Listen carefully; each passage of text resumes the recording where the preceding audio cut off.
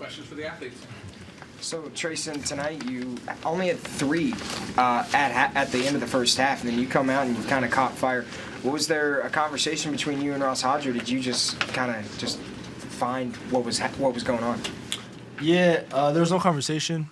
I mean, at the end of the half, I threw up a little flick shot, and I know he was not happy about that. So, I mean, there wasn't no conversation, but I knew that I needed to be stronger with the ball, and especially when it comes to that paint. I mean, they are a Division I team, so I can't just flick it up at the rim. And Coach Forte does a good job at emphasizing that too. So Forte came in, gave me talks, so you can't do that, and I was like, absolutely. And then second half, just played basketball and just enjoyed myself. Amir, it felt like you guys were looking for a spark the whole first half, and then you and DJ were able to do it. Just what, I guess, why were you able to do it? I just know I just gotta keep the same energy that the first unit is keeping. So I just had to come in and just try to give an extra little spark to try to get a lead. How about DJ's 3 there? That felt pretty like a momentum shift. It was a pretty big shot. He was yelling pop, so I knew to give it to him. DJ, he works very hard on a 3-point shot, so I had faith in it. Treysen, if I'm not mistaken, Mississippi Valley was in zone like the entire first half and man most of the second half. Anything changed for you there? Or, I mean, you looked to be a little bit more aggressive, but obviously you were going up against a different defense. Yeah, I definitely felt that. I mean, the zone was just trying to find that middle, with Bilo or DJ, and then try to find home and Harlan. Just to get it in the middle. That's how you break the zone usually. I wasn't like to shoot that much. I fished my first 2, and I was like, dang, like in my mind I was like, this probably ain't gonna be the one. But I mean, it turned out pretty well. So I definitely just thought about pass first in the zone, which I should have been more shot aggressive. Coach Forte definitely got on me for that at halftime too. And then when it came to man, I just played basketball again. Just guarded me with one person and I just tried to play my game. Harlan, your 12 points was the most you've had since Pitt. What was kind of working for you tonight, getting that offense going? Oh, I think just staying consistent, like with my approach. You know, I'm not trying to change things based on what they're doing. Just keep on doing what I've done all week, putting in the same work that I do in practice into the game. So, just keeping it simple. Also, your first double-double of the season so far this year. So, what was working for you on the boards as well? 5 offensive rebounds. Just crashing the offensive board better than I have all year, I think. It's probably the most offensive rebounds I've had this year. So I think just trying to stay consistent with, attacking the rebounds, trying to keep it at this level right here. Harlan or Treysen, either one of you, how important is it now going into league play when you got 2 true freshmen coming off the bench in the first half to combine for 19 points? How important is that going forward? Yeah, I mean, it's a huge confidence boost. Like, this is the first team I've played on where, like, freshmen are, like, playing real quality. Like, it's not just burn minutes and try and get away minutes. Like, we're putting these guys in the game for a reason, for, what their ability is to do on the offense and defensive end of the floor. So I feel like the experience that these guys have had during the non-conference is exactly what they needed going into the, the best conference in the world. They're going to be ready for it. Treysen, the last 3 games as a team, WVU's gone for 12, 15, and 12 on 3-pointers. Is that kind of a sense of kind of what maybe you thought it was going to look like from the beginning, or is it maybe just been just 3 games? Or I mean, can this be like a good trend moving forward for you guys? Yeah, it's probably definitely the plan. I know we had in our first very scrimmage together, we had a lot of threes. I don't remember what, but I mean, we were just lights out, and they said that was really hard to guard, which obviously, I mean, 3's more than 2, so. Yeah, it's definitely the plan. We're just going to keep putting the work in.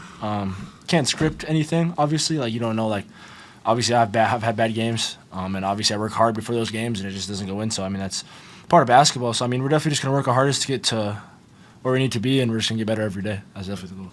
When the threes are falling and it's coming from multiple guys, what does that do for how difficult does it make it for the other team? I mean, with our defense, I think we're one of the best teams in the country when our threes are falling. I mean, I think that's just really hard to guard, and then we're going to make you shoot tough shots, and we're going to get rebounds. So, I mean, I think when our shots are falling like that, especially from multiple people, I mean, that's dangerous.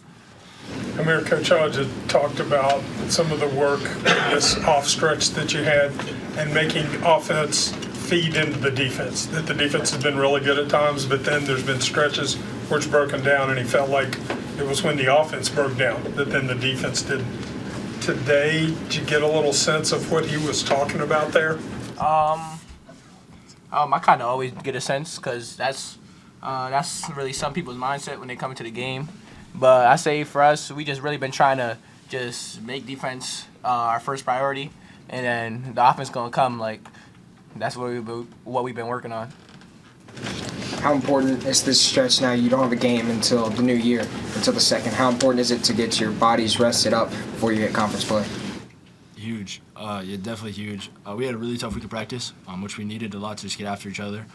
I saw these next few days, definitely all of us would get in the gym, but definitely relaxing those legs to get ready for that stretch we had before Iowa State, to come back and just give it our all, because that's what we plan to do.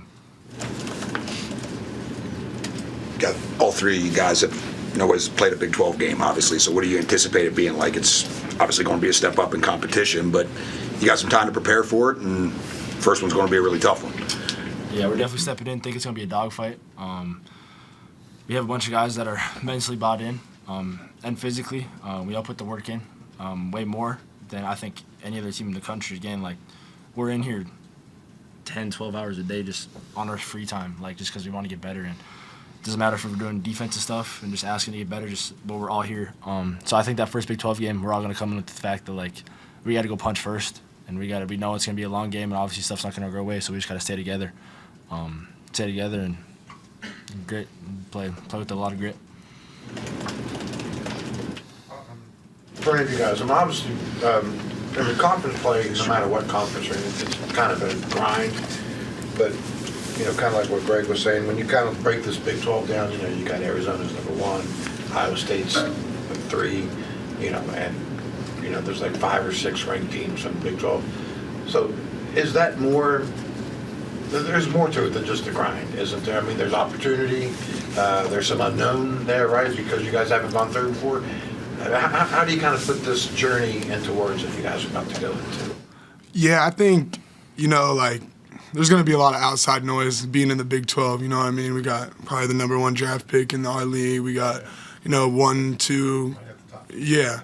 So, I mean, there's going to be a lot of talk, going to be a lot of that. And I think, us as a team and, what Coach tried to do, brought in a bunch of guys, that don't really keep us up at night. You know what I mean? We're the type of guys, we came in here with a chip on our shoulder. Like, we knew no one thought we were going to win this conference coming in here. And so nothing's new to us right now.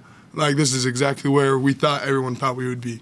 So I think going into Big 12 play, we're on the same mission, the same mindset, chip on our shoulder that, they wake up like we do. They eat food like we do. So it's nothing that, they don't have nothing that we don't have. Any other questions? All right, thank you guys.